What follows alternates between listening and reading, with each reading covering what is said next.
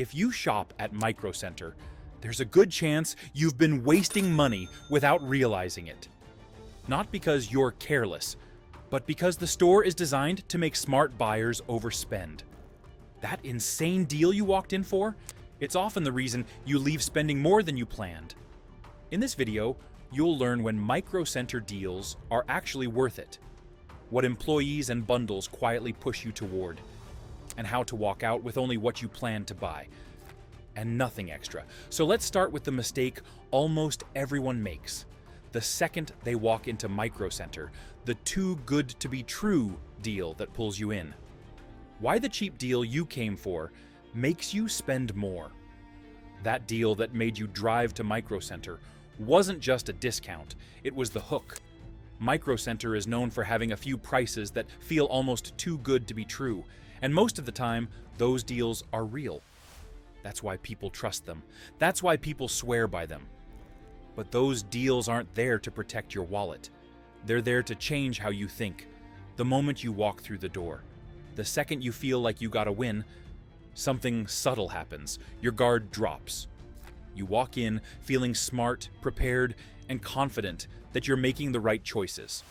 You're not defensive anymore because you don't feel like you need to be. And once that mindset kicks in, every decision after that starts to feel easier to justify. You begin to tell yourself a very specific story. You already saved, so upgrading feels logical. You're already here, so adding one more thing feels efficient.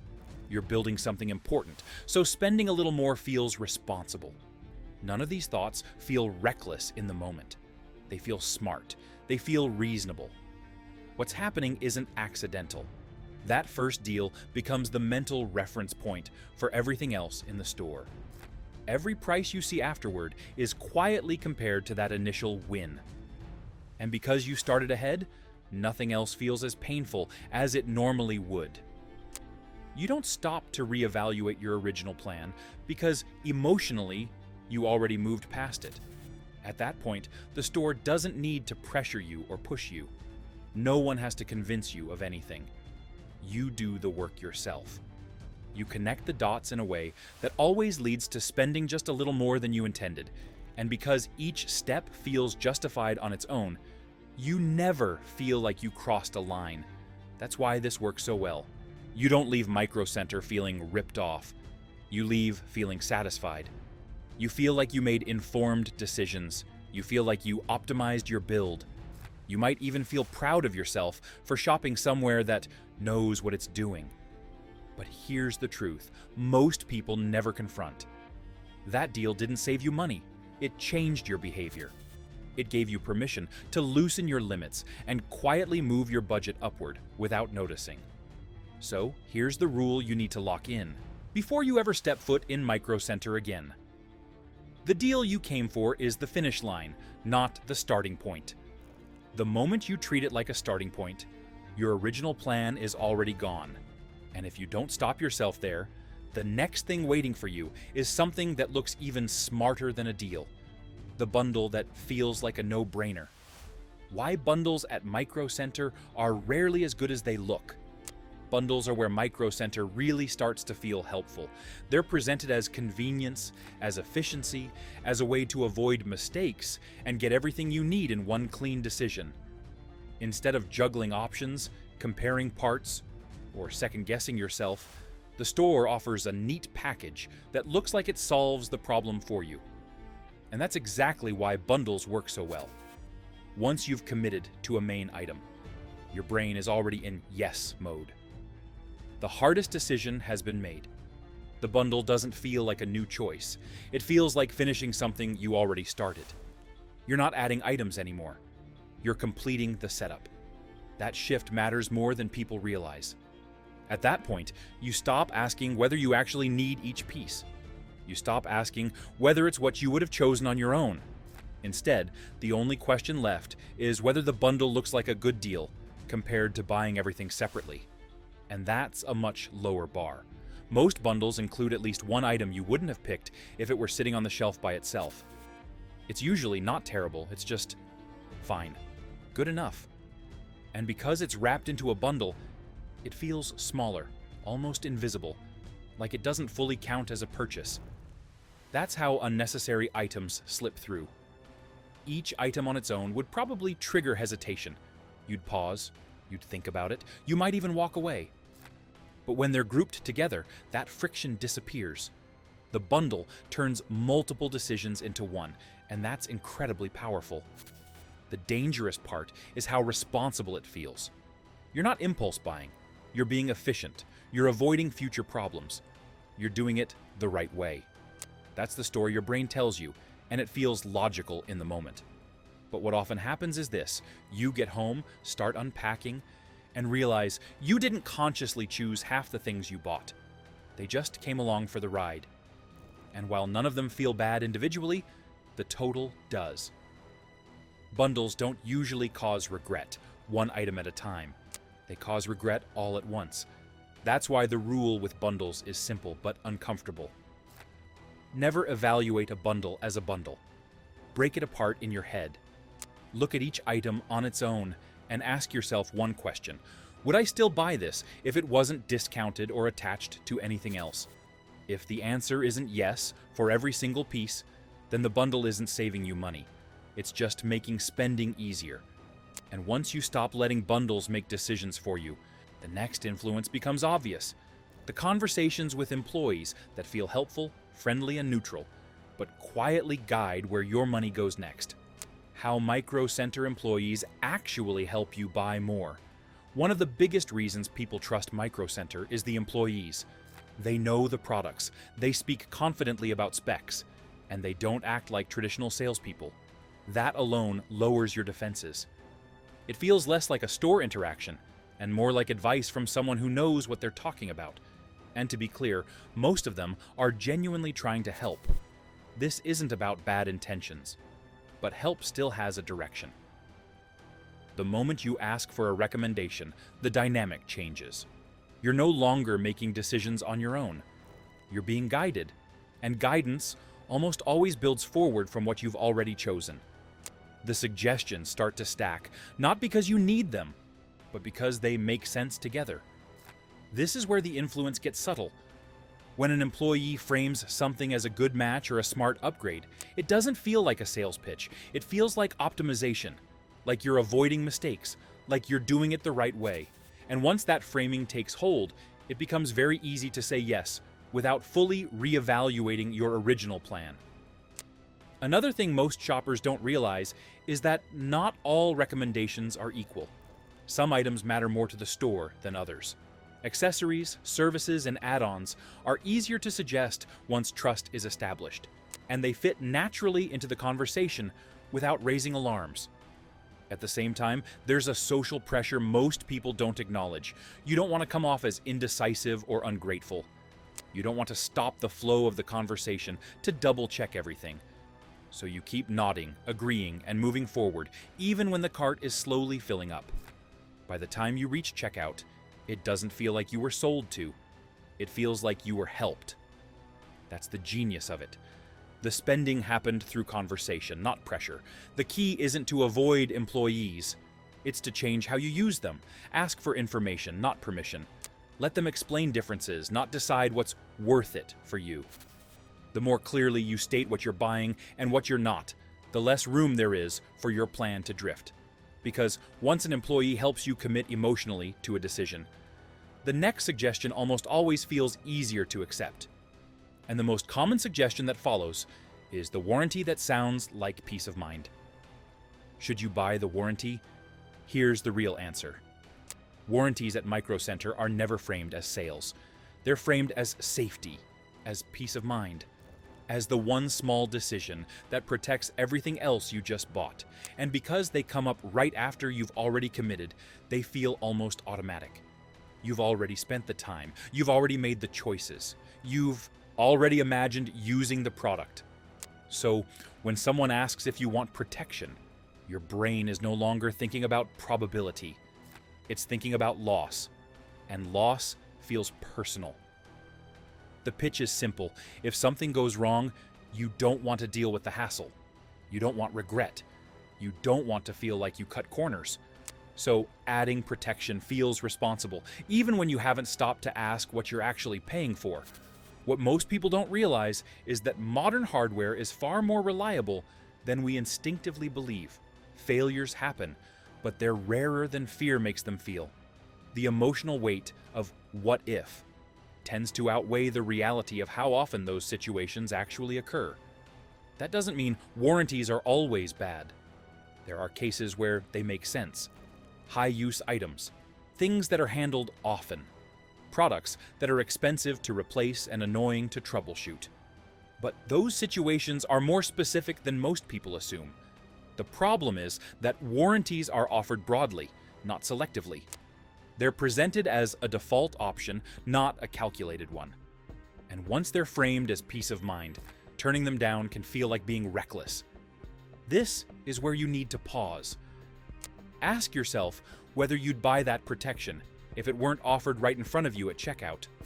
Ask whether the fear you're feeling is about real risk or just the discomfort of imagining something going wrong after you leave the store. Because here's the truth. Warranties don't protect your purchase nearly as much as they protect the store. They're one of the easiest ways to add cost without resistance, precisely because they feel responsible. The smartest move isn't automatically saying no, it's deciding ahead of time. If you walk in already knowing which items you'd consider protecting and which ones you wouldn't, the pressure disappears. And once warranties stop feeling automatic, you start noticing something else quietly inflating your total: the accessories you grabbed without thinking. Why? Accessories cost so much at Micro Center. Accessories are where Micro Center quietly makes its money. They don't feel important, they don't feel like decisions. They feel like small, practical things you just grab on the way to the register. A cable here, an adapter there, something you tell yourself you'll need eventually anyway. And that's exactly why they work. By the time you reach the accessory aisles, you're already mentally tired. You've made the big choices. You've compared options. You've talked to employees. Your brain is done negotiating.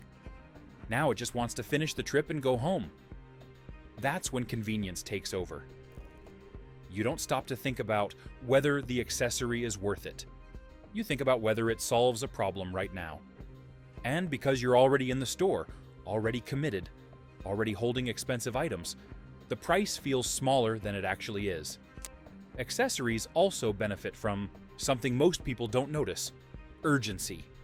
You convince yourself you need it today. Waiting feels annoying.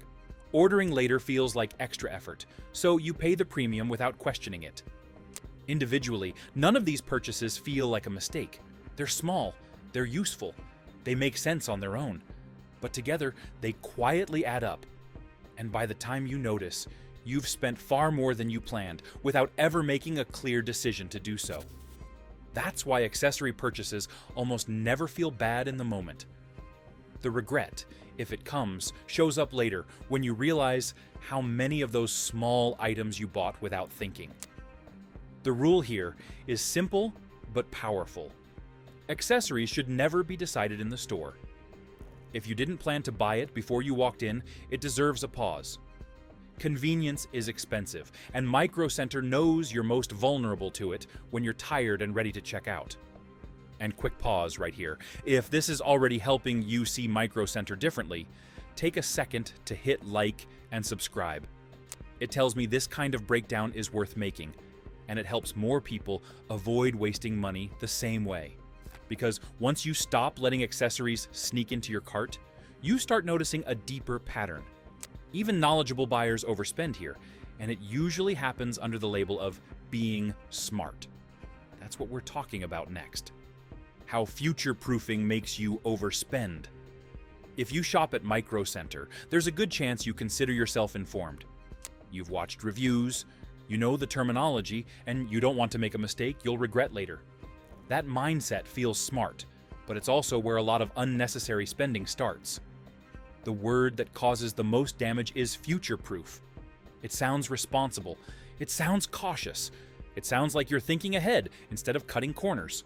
But most of the time, future-proofing is just a clean way to justify buying more than you actually need. Inside Micro Center, this mindset gets reinforced constantly. You see higher-tier parts presented as safer choices. You hear phrases like, for longevity, or so you won't have to upgrade later.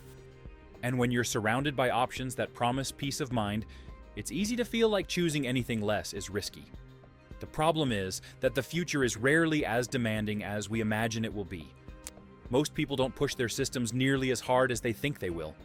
Usage patterns change, needs shift, and by the time an upgrade is truly necessary, the landscape has usually moved on anyway. What future-proofing often does is lock you into paying for performance you won't use for a long time, if ever. And because it's framed as a smart decision, it doesn't feel like overspending. It feels like avoiding regret. Micro Center is especially good at feeding this instinct because it attracts enthusiasts.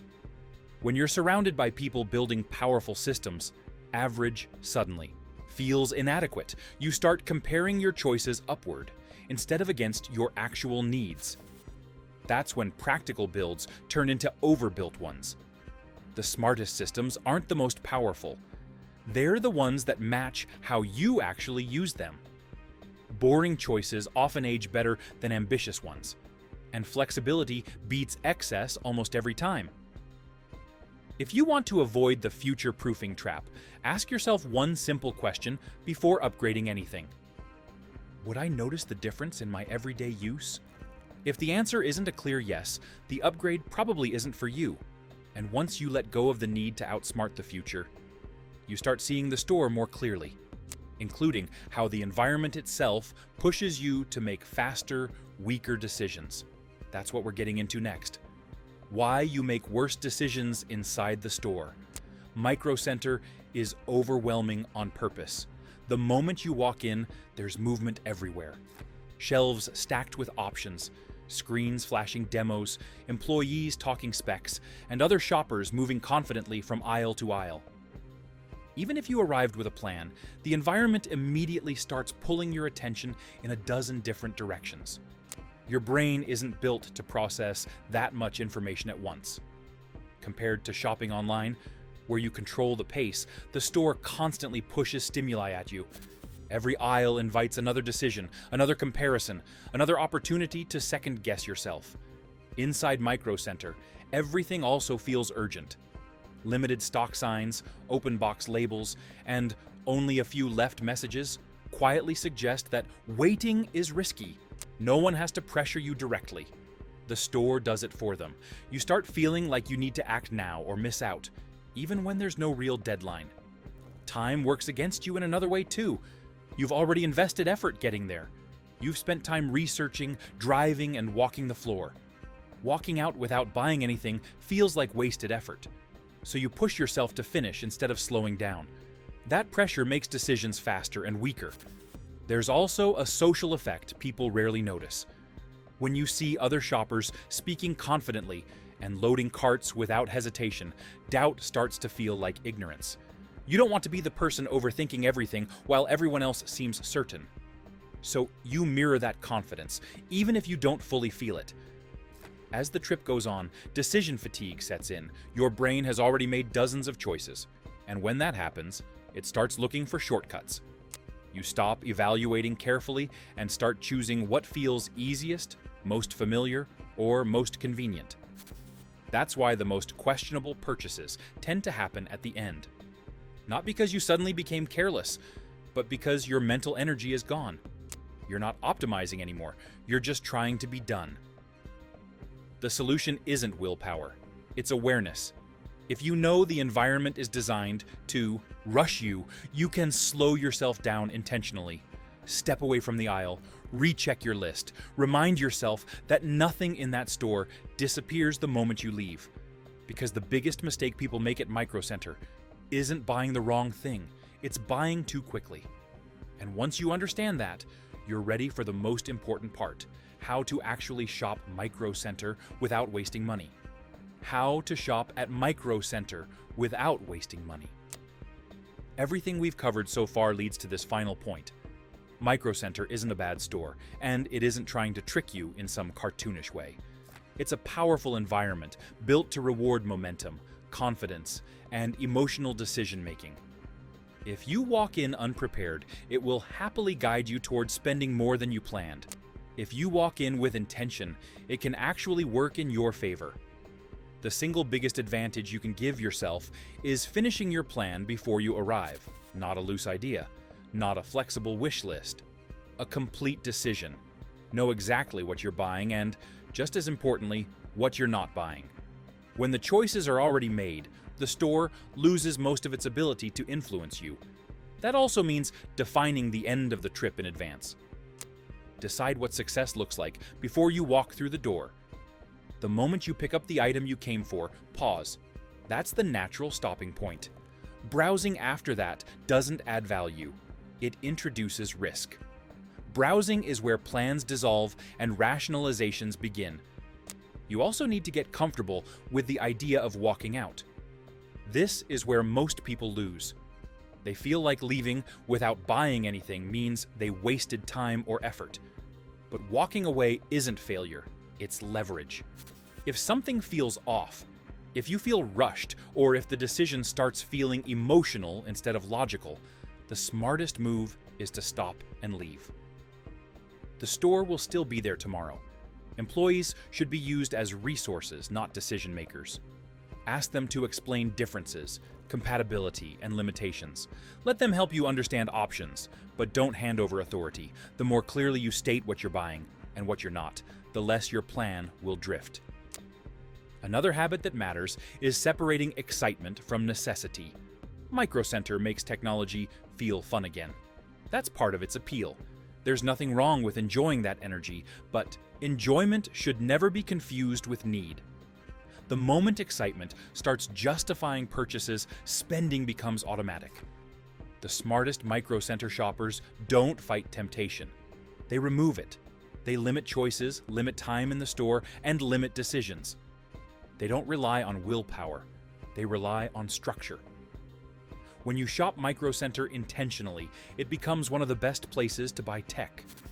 When you shop emotionally, it becomes one of the easiest places to overspend without realizing it. The difference isn't intelligence, it's discipline and awareness. And now that you understand how the store actually works, you're no longer shopping blind. You get to decide whether Micro Center controls the trip, or you do. If this video helped you see the store differently, do me a favor. Hit like so more people don't walk in blind, and subscribe if you want more breakdowns like this. No hype, just the stuff nobody explains until it's too late.